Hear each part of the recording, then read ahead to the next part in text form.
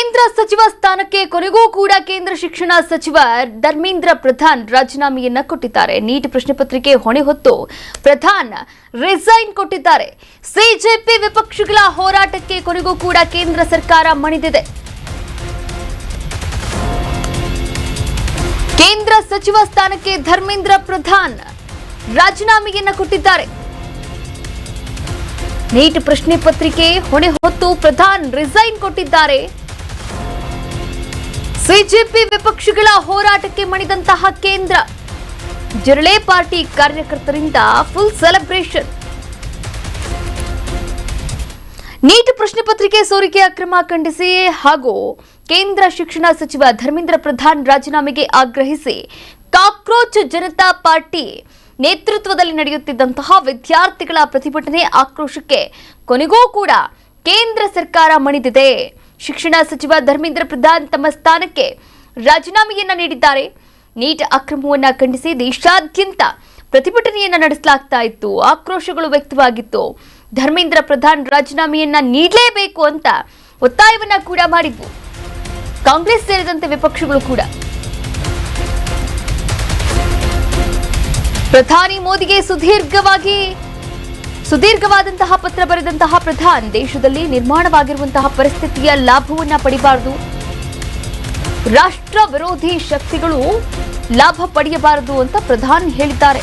ದೇಶದ ಏಕತೆ ಹಾಗೆಯೇ ಉಳಿಯಬೇಕು, ವಿದ್ಯಾರ್ಥಿಗಳ ಭವಿಷ್ಯ ಕಾನೂನು ತೊಡಕುಗಳಲ್ಲಿ ಸಿಲುಕಬಾರದು, ನಮ್ಮ ಮಕ್ಕಳು ತಮ್ಮ ಸಹಾಯವನ್ನ ಓದಿನಲ್ಲಿ ಕಳೆಯಬೇಕು, ವೃತ್ತಿ ಜೀವನವನ್ನ ರೂಪಿಸಿಕೊಳ್ಳುವತ್ತ ಗಮನ ಹರಿಸಬೇಕು.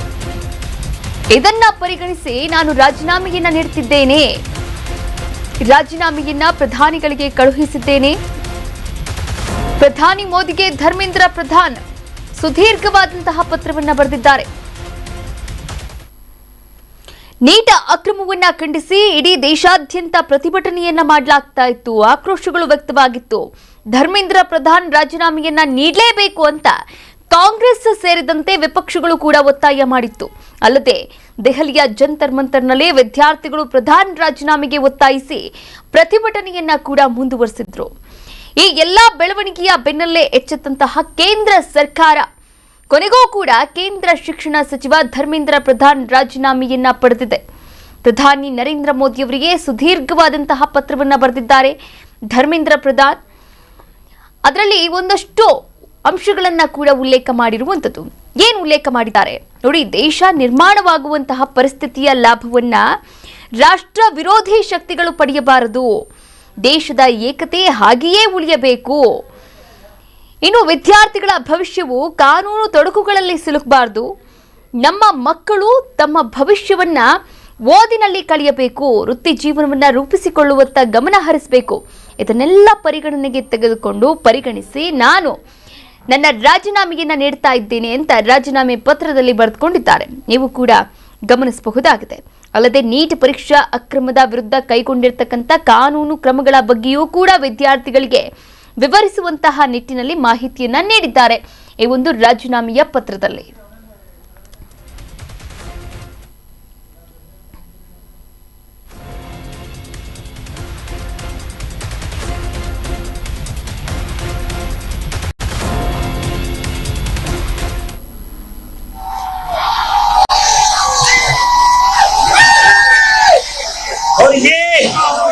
और ये इस्तीफा गवाह इस बात का, अगर आप लोग डरेंगे नहीं, अगर आप लोग इस सरकार के सामने झुकेंगे नहीं, तो अच्छे के इस्तीफे ले सकते हैं हम. तो डरना नहीं है, डेमोक्रेसी है. अगर डेमोक्रेसी में बोलने से डर लगने लगे तो कैसी डेमोक्रेसी है? जब डरना नहीं है, अगर अपनी आवाज उठाओगे तो भी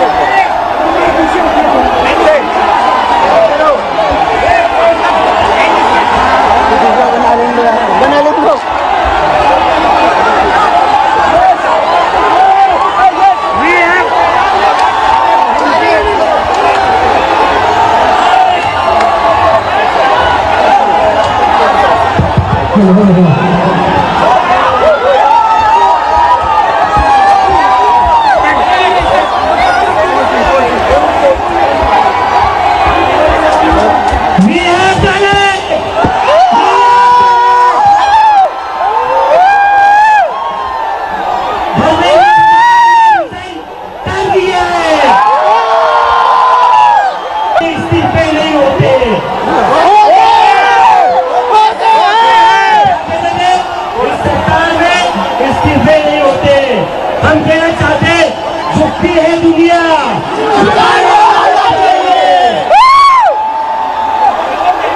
प्रदीप मेघवाल, ऋतिक मिश्रा, सिद्धार्थ हेगड़े, भाग्यश्री, अंशिका पांडे, उमेश माली, रेणु मीणा, प्रिया कुमारी थापा, शिवानी यादव, अनु जिन्ना, काहन पटेल, आकांक्षा चतुर्वेदी, रीमा बेगम, मैथिली अशोक सोनवणे, अवंतिका मौर्य, जतीन कुमार, गोपिका, शेख सना, व्यक्तियानंदम, ये वो बच्चे हैं।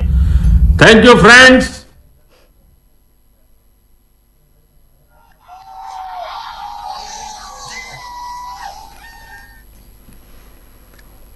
ಕೇಂದ್ರ ಶಿಕ್ಷಣ ಸಚಿವ ಧರ್ಮೇಂದ್ರ ಪ್ರಧಾನ್ ಅವರು ಕೊನೆಗೂ ಕೂಡ ತಮ್ಮ ಸ್ಥಾನಕ್ಕೆ ರಾಜೀನಾಮೆಯನ್ನ ನೀಡಿದ್ದಾರೆ. ಈ ಕುರಿತಂತೆ ಕಾಕ್ರೋಚ್ ಜನತಾ ಪಾರ್ಟಿ ಅದ್ಯಾವ ರೀತಿ ಸಂಭ್ರಮಿಸ್ತಾ ಇದೆ, ಹಾಗೆ ಸೂಸೈಡ್ ಮಾಡಿಕೊಂಡಂತಹ ವಿದ್ಯಾರ್ಥಿಗಳಿಗೆ ಈ ಒಂದು ರಾಜೀನಾಮೆಯನ್ನ ಅರ್ಪಿಸಿದ್ದಾರೆ ಅಂತಾನೆ ಹೇಳ್ಬೋದು. ಪ್ರಧಾನಿ ನರೇಂದ್ರ ಮೋದಿ ಅವರಿಗೆ ರಾಜೀನಾಮೆ ಪತ್ರವನ್ನ ಕಳುಹಿಸಿರುವಂತಹ ಪ್ರಧಾನ್ ಅವರು ಕಳೆದ 10 ದಿನಗಳಿಂದ ಏನೆಲ್ಲ ನಡೀತಾ ಆಯ್ತೋ ಅದನ್ನ ಕಂಡು ಬೇಸರವಾಗಿದೆ ಅಂತ ಕೂಡ ಈ ಸಂದರ್ಭದಲ್ಲಿ ಹೇಳ್ಕೊಂಡಿದ್ದಾರೆ. ನೋಡಿ, ಮೊದಲ ದಿನದಿಂದಲೇ ನಾನು ಜವಾಬ್ದಾರಿಯನ್ನ ಹೊತ್ಕೊಂಡಿದ್ದೇನೆ, ಈ ಸವಾಲಿನ ಪರಿಸ್ಥಿತಿಯಿಂದ ಹಿಂದೆ ಸರಿದಿಲ್ಲ ಅಂತ ರಾಜೀನಾಮೆ ಪತ್ರದಲ್ಲಿ ಉಲ್ಲೇಖ ಕೂಡ ಮಾಡಿರುವಂಥದ್ದು ಧರ್ಮೇಂದ್ರ ಪ್ರಧಾನ್ ಅವರು. ಇದೆಲ್ಲವೂ ಒಂದು ಕಡೆಯಾದ್ರೆ ಇಲ್ಲಿ ಸಿಜೆಪಿ ಒಂದು ರೀತಿಯ ಸಂಭ್ರಮವನ್ನ ವ್ಯಕ್ತಪಡಿಸ್ತಾ ಇದೆ.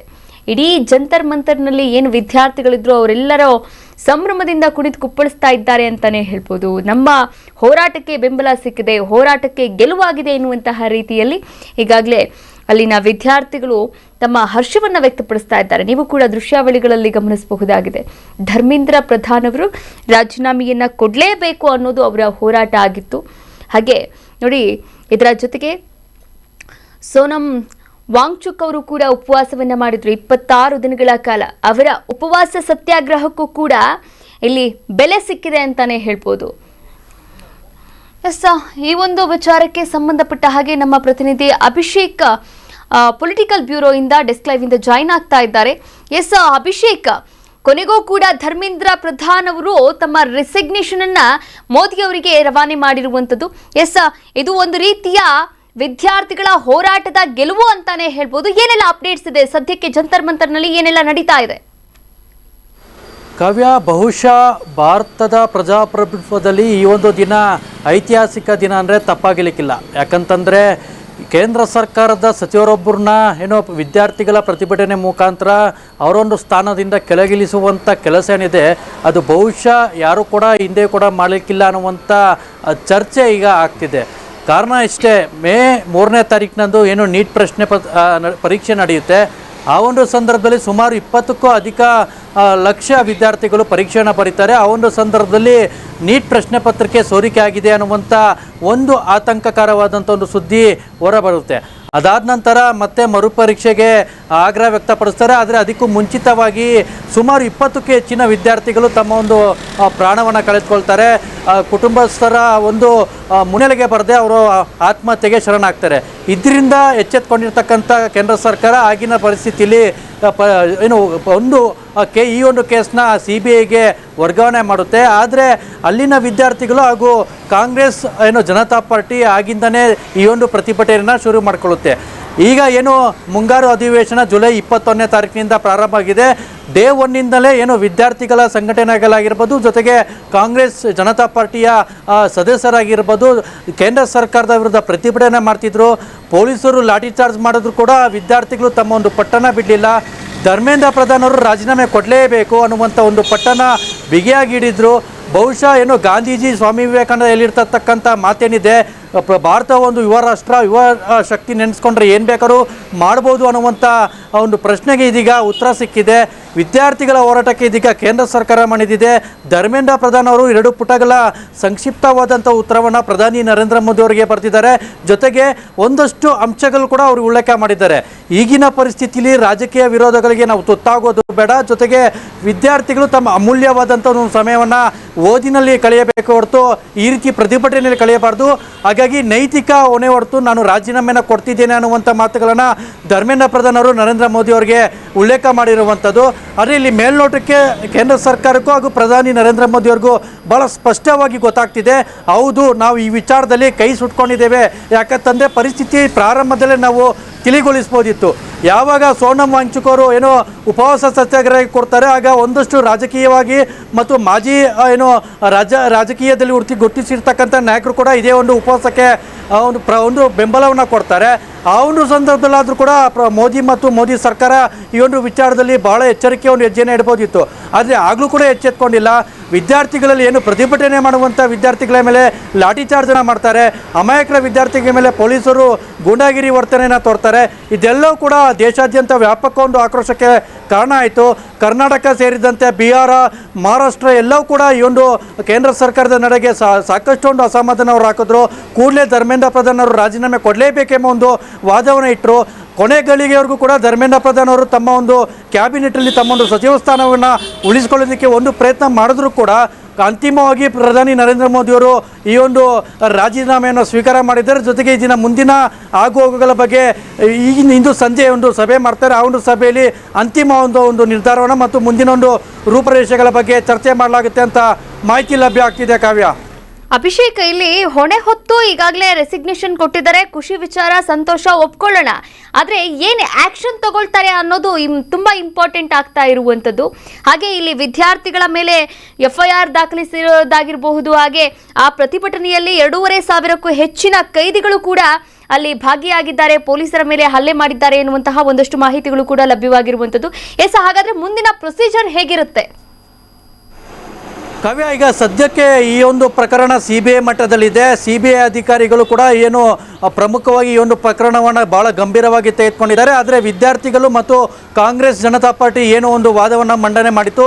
ಆ ಒಂದು ವಾದದ ಪ್ರಕಾರ ಇದೀಗ ಕೇಂದ್ರ ಶಿಕ್ಷಣ ಸಚಿವ ಧರ್ಮೇಂದ್ರ ಪ್ರಧಾನ್ ಅವರು ತಮ್ಮ ಒಂದು ಸ್ಥಾನಕ್ಕೆ ರಾಜೀನಾಮೆಯನ್ನು ಸಲ್ಲಿಕೆ ಮಾಡಿದ್ದಾರೆ. ಇದು ಒಂದು ಭಾಗ. ಆದರೆ ಮುಂದಿನ ಭಾಗದಲ್ಲಿ ಈ ಒಂದು ನೀಟ್ ಪ್ರಶ್ನೆ ಪತ್ರಿಕೆ ಸೋರಿಕೆ ಆಗೋದಕ್ಕೆ ನಿಜವಾದಂಥ ಒಂದು ಆರೋಪಿ ಯಾರು, ಇದರಲ್ಲಿ ಯಾರೆಲ್ಲ ಭಾಗಿಯಾಗಿದ್ದಾರೆ ಅನ್ನುವಂಥ ಒಂದು ಪ್ರಕರಣವನ್ನು ಭೇದಿಸಬೇಕಾಗಿರ್ತಕ್ಕಂಥ ಚಾಲೆಂಜ್ ಕೂಡ ಕೇಂದ್ರ ಸರ್ಕಾರ ಮುಂದೆ ಇದೆ ಹಾಗೂ CBI ಅಧಿಕಾರಿಗಳ ಮುಂದೆ ಇರುವಂಥದ್ದು. ಆದರೆ ಈ ಒಂದು ಸ್ಪಷ್ಟ ಚಿತ್ರಣ ಅಂದರೆ ಈಗ ಸದ್ಯಕ್ಕೆ ಏನು ವಿದ್ಯಾರ್ಥಿಗಳ ಪ್ರತಿಭಟನೆ ಮಾಡುವಂಥ ಸಂದರ್ಭದಲ್ಲಿ ಅಮಾಯಕರ ಹೆಣ್ಣು ಮಕ್ಕಳ ಮೇಲೆ ಏನು ಪೊಲೀಸರು ಕೈ ಮಾಡ್ತಾರೆ, ಕಪಾಲ ಮೋಕ್ಷ ಮಾಡ್ತಾರೆ, ಜೊತೆಗೆ ಲಾಠಿ ಚಾರ್ಜ್ನ ಮಾಡ್ತಾರೆ. ಎಲ್ಲದಕ್ಕಿಂತ ಮಿಗಿಲಾಗಿ ಒಂದಷ್ಟು ದೌರ್ಜನ್ಯಾತ್ಮಕವಾಗಿ, ಒಂದಷ್ಟು ಹಿಂಸಾತ್ಮಕವಾಗಿ ಏನು ವಿದ್ಯಾರ್ಥಿಗಳ ಮೇಲೆ ಪೊಲೀಸರು ನಡೆದುಕೊಳ್ತಾರೆ. ಇದು ಸಾಕಷ್ಟು ಒಂದು ವ್ಯಾಪಕವಾಗಿ ಚರ್ಚೆ ಆಗ್ತಿರುವಂಥದ್ದು. ಕೂಡಲೇ ಯಾರೆಲ್ಲ ಈ ಒಂದು ಪೊಲೀಸರಲ್ಲಿ ಗೂಂಡಾಗಿರಿ ವರ್ತನೆ ಮಾಡಿದ್ದಾರೆ, ಅಮಾಯಕರ ವಿದ್ಯಾರ್ಥಿಗಳ ಮೇಲೆ ಕೈಯನ್ನು ಮಾಡಿರುವಂಥದ್ದು, ಇದೆಲ್ಲವೂ ಕೂಡ ಗಂಭೀರವಾದಂಥ ಪ್ರಕರಣ ತೆಗೆದುಕೊಂಡು ಆದಷ್ಟು ಬೇಗ ಈ ಒಂದು ಆರೋಪಿ ಪೊಲೀಸರನ್ನು ಪತ್ತೆ ಹಚ್ಚಬೇಕಾಗಿರುವಂಥ ಒಂದು ಸವಾಲು ಇದೀಗ ಏನು ಸಂಬಂಧಪಟ್ಟಂಥ ಅಧಿಕಾರಿಗಳಿಗೆ ಇರುವಂಥದ್ದು. ಹೀಗಾಗಿ ಒಂದು ಪ್ರಕರಣ ಏನಂದರೆ, ಒಂದು ಗೆಲುವೇನೆಂದರೆ ವಿದ್ಯಾರ್ಥಿಗಳಿಗೆ ಏನೋ ಒಂದು ಪಟ್ಟನ ಹಿಡಿದಿದ್ರು, ಆ ಒಂದು ಪಟ್ಟು ಇದೀಗ ಈಡೇರಿದೆ. ಆದರೆ ಮುಂದಿನ ಒಂದು ಭಾಗ ಯಾರೆಲ್ಲ ಆರೋಪಿಗಳಿದ್ದಾರೆ, ಯಾರೆಲ್ಲ ಈ ಒಂದು ನೀಟ್ ಪ್ರಶ್ನೆ ಪತ್ರಿಕೆ ಸೋರಿಕೆಯಲ್ಲಿ ಭಾಗಿಯಾಗಿದ್ದಾರೆ ಅವ್ರನ್ನ ಪತ್ತೆ ಹಂಚುವಂಥದ್ದು ಸವಾಲಿನ ಕೆಲಸ ಆಗಿದೆ. ಅದು ಕೇಂದ್ರ ಸರ್ಕಾರ ಆಗಿರ್ಬೋದು, ಜೊತೆಗೆ CBI ಆಗಿರ್ಬೋದು, ಎಷ್ಟರ ಮಟ್ಟಿಗೆ ಕೆಲಸ ಕಾರ್ಯ ಹೊರಿಸುತ್ತದೆ ಅನ್ನೋದು ಕೂಡ ಸದ್ಯಕ್ಕೆ ಉಳಿದಿರುವಂಥ ಪ್ರಶ್ನೆ ಆಗಿರುತ್ತೆ. ಕಾವ್ಯ, ಥ್ಯಾಂಕ್ ಯು ಅಭಿಷೇಕ್, ತಮ್ಮೆಲ್ಲ ಡೀಟೇಲ್ಸ್ಗಾಗಿ ಧನ್ಯವಾದಗಳು.